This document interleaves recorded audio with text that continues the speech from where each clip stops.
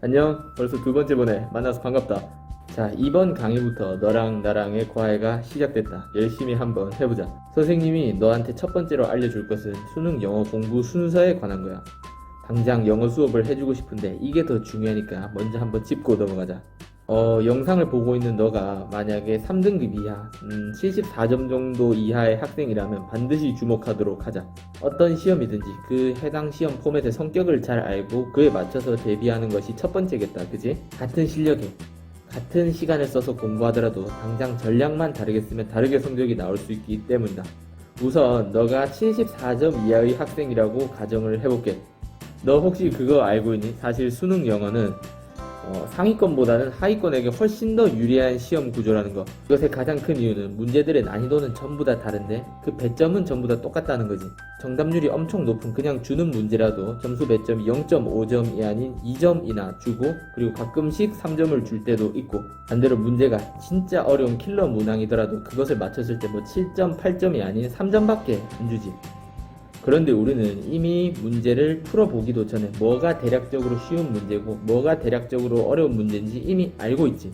그럼 어떻게 하면 되겠니? 단순한 거지.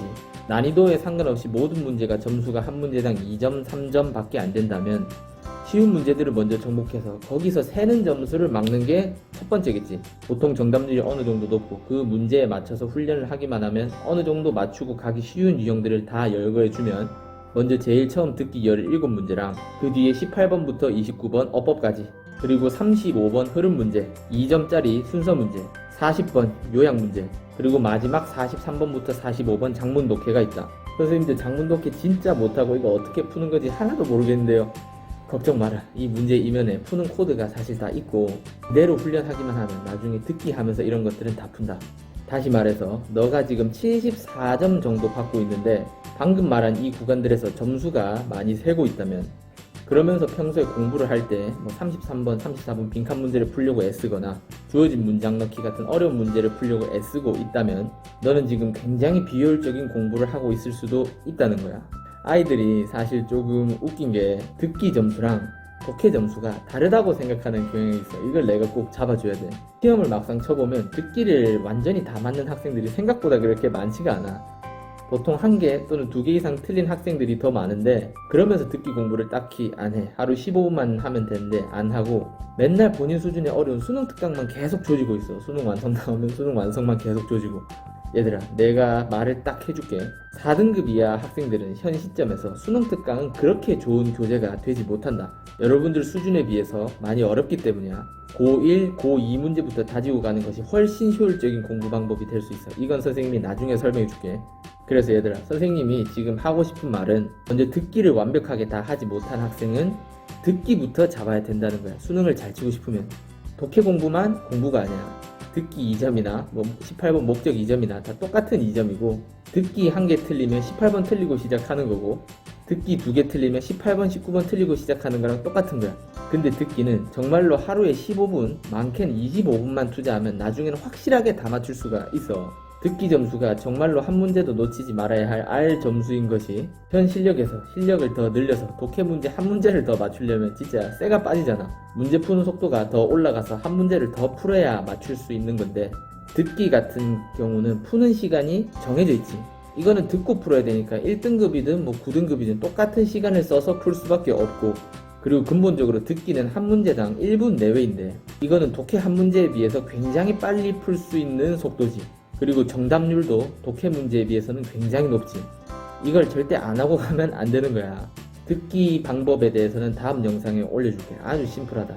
그리고 그렇게 듣기를 강조하는 근본적인 이유가 사실 하나 더 있어. 이게 사실 제일 중요한 건데, 듣기가 완벽하게 돼야 실제 시험장에서 왔다 갔다 하면서 풀 수 있어. 그것도 안전하게. 이게 사실 시험장에서 시간이 단축되는 엄청나게 중요한 건데, 1등급 애들 문제 푸는 거 봐봐. 듣기 끝나면 뭐 18, 19, 20번 도표 일치불일치, 좀 심한 애들은 뒤에 장문 독해까지 다 풀려있지. 그게 걔들이라서만 가능한 게 아니라 특정 유형을 들으면서 푸는 연습을 계속해서 반복하면 너도 그렇게 충분히 될 수가 있어. 선생님 학원에서는 계속 그런 식으로 아이들을 훈련시키고 있는데, 여러분들도 하는 방법을 알려줄 테니까 걱정하지 말고 꼭 시키는 대로 한번 해보자. 자, 그래서 요약하면 우선 듣기에서 새는 점수가 있다면 절대로 안일하게 생각하지 말고 이것부터 확실하게 잡고, 거기서 좀 듣기가 되기 시작하면은 적어도 뭐 한 두 문제 이하로 틀리기 시작하면은 들으면서 푸는 연습을 계속 적극적으로 해서 많은 시간 단축을 확보해 놓고 아까 내가 말했던 그 문제 유형들 있지. 밑줄 추론, 요지, 주제, 제목 이 문제들과 어법, 무관한 문장, 순서, 요약 그리고 장문독해 푸는 방법을 내가 먼저 가르쳐 줄 거야. 그러면 이 문제들부터 먼저 정복을 하고 여기서 세는 점수를 맞고 그 뒤에 어려운 유형들을 쌓는다. 알겠지? 자, 그러면 실전에서 문제 푸는 순서 알겠니? 어떤 순서로 시험장에서 풀어야 할지.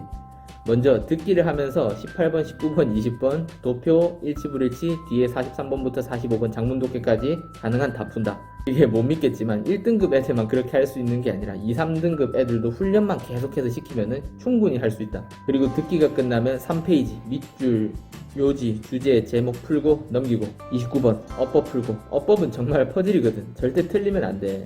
이제 내가 어법 문제 어떻게 푸는지 실전적으로 알려줄 거야. 단기 특강으로.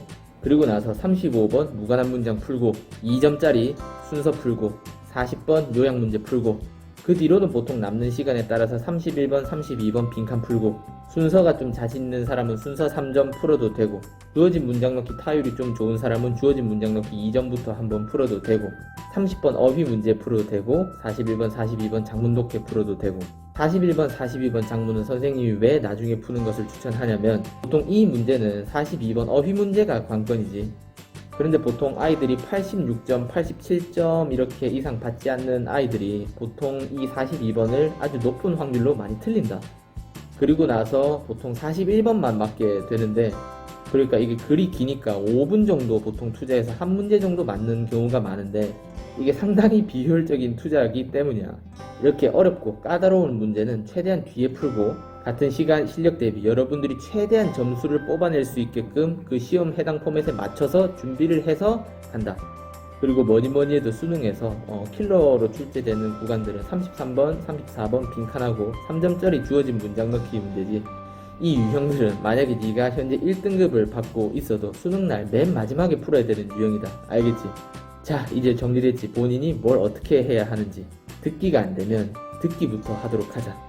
다음 강의에서는 듣기를 어떻게 훈련하면 되는지 아주 심플하게 가르쳐 줄게. 자, 오늘은 여기까지.